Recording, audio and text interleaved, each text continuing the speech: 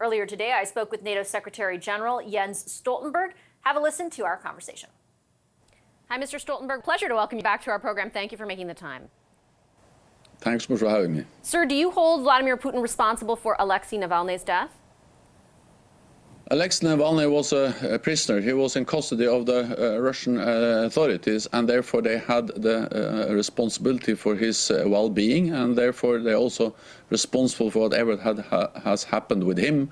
And it just shows the oppressive nature of the Putin regime and how they never accept anyone standing up against Putin.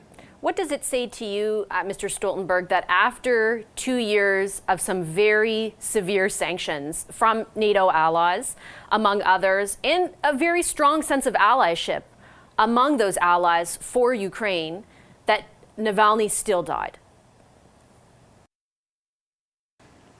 It says something about the character of the Russian regime, and the best way to honor the memory of Alexei Navalny is to ensure that President Putin doesn't win in Ukraine, but that we support Ukraine, because that will demonstrate that we don't want to live in a world where authoritarian leaders are able to kill opponents in their own country and invade neighbors like Ukraine. So the best way to support the memory and honor the memory of Navalny is to support Ukraine.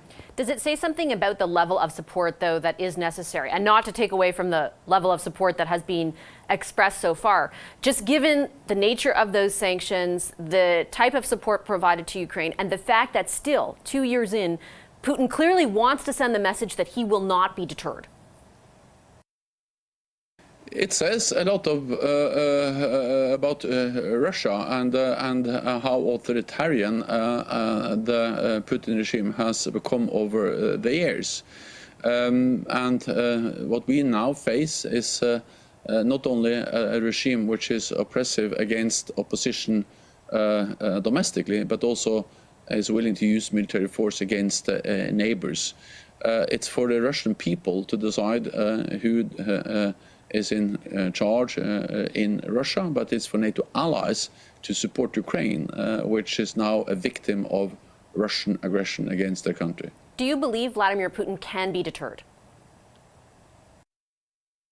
I believe that Vladimir Putin can be stopped, and that's the reason why it is so important to both deliver military support to Ukraine, but also to ensure that there is no room for miscalculation, misunderstanding in Moscow about our ability to defend and protect all NATO allies. And that's the reason why we have increased our military presence in the eastern part of the alliance.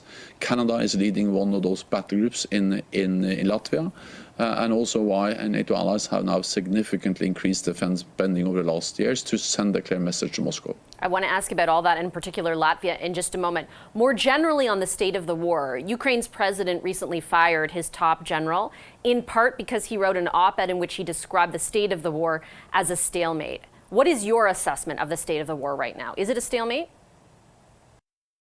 This is a very difficult situation on the front line, and we also seen some Russian advances, including the capture of Avdiivka. This is serious. It also partly reflects the fact that NATO allies have not been able to provide enough ammunition, caused by the decision or the lack of decision in the United States to sustain military support to Ukraine. So the most important thing we can do is to step up the military support to Ukraine to ensure that the Ukrainians are able to fight back. In that vein, I was speaking to the U.S. ambassador to this country just a few days ago, and he was insistent that that aid will flow. He acknowledged, as you said last week, that there has been an impact, a very tangible impact of the delay, but he insisted that the aid will flow. Are you as sure that will be the case?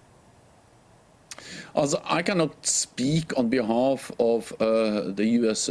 Congress, but what I can say is that I have met over the last weeks with a lot of members of the U.S. Congress, senators and representatives in the House, and they all assured me that there is a a big majority in favor of supporting Ukraine. And therefore, I expect that this majority in one way or another will be reflected in a vote that enables the United States to increase and continue to support Ukraine with military aid. You speak about the big majority, you reference the big majority, but there is a very vocal minority, not just in the United States, but here in Canada as well. There's some recent polling that has shown, particularly among conservatives in this country, the sentiment around Canada doing too much to assist Ukraine has doubled basically since the start of the war. As the head of NATO, how worried are you about that increasing sentiment around or lack of sureness around sending aid to Ukraine? We are democracies, and there will always be different views and opinions in democratic societies about any important political decision. Having said that, I'm confident that NATO allies will continue to support Ukraine, because supporting Ukraine is not charity. Supporting Ukraine is an investment in our own security. If President Putin wins in Ukraine, the world will become more dangerous. We will become more vulnerable.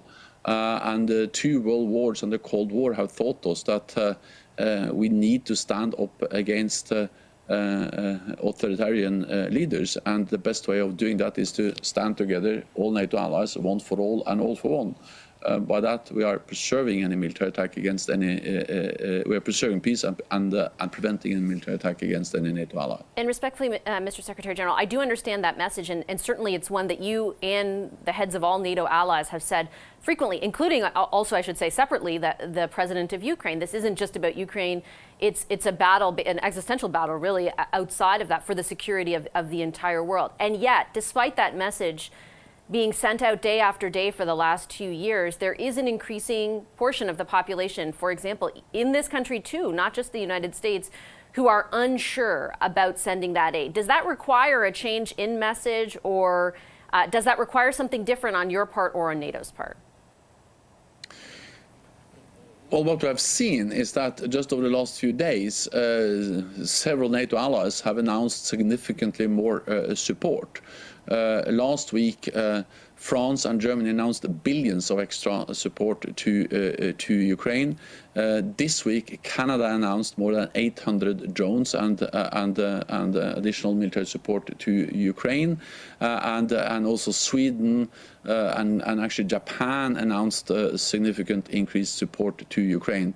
So what actually is taking place is that, despite the difficulties you see in the US Congress, European allies are stepping up. And if you look at the elections across this alliance,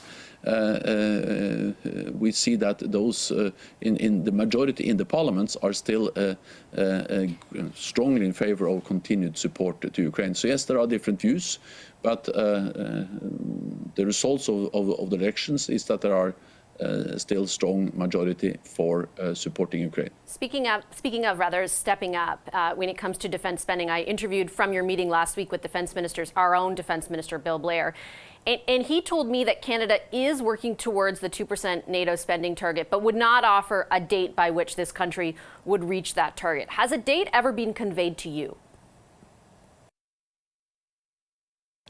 Canada has not conveyed the precise date, but I expect Canada to deliver on the pledge to invest 2% of GDP on defense, because this is a promise we all made.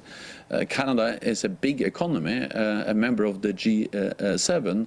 Canada is the second largest country in the world, with vast coastlines, Atlantic, Arctic and Pacific. So it really matters what Canada does, and therefore I welcome the significant announcements about billions for NORAD, for the decision to buy a high number of F-35s, and also the fact that Canada is increasing its presence in Latvia. All of this is good, all of this matters, but of course Canada should, as all other allies, deliver on the pledge to invest 2%, because we need that in a more dangerous world. Does articulating a date matter?